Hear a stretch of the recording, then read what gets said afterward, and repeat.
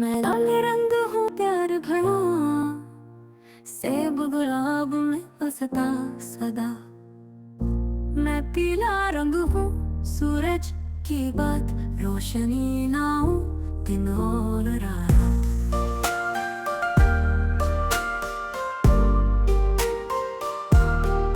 मैं नीला हूँ आसमां मेरा घर, समुद्र में भी दिखूं अक्सर।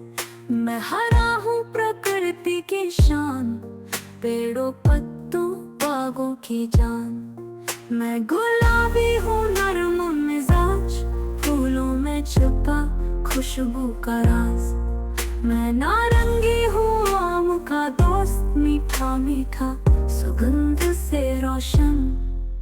मैं बैंगनी हूँ थोड़ा निराला, अंगूरों जैसा रंगीन न प्यारा। मैं काला हूँ रात का रंग, तारों का साथी चांद का संग।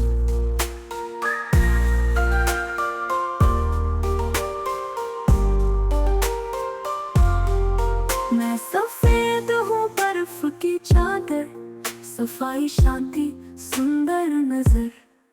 हम सब मिलकर गाए ये गीत, रंगों की दुनिया लगे अतीत।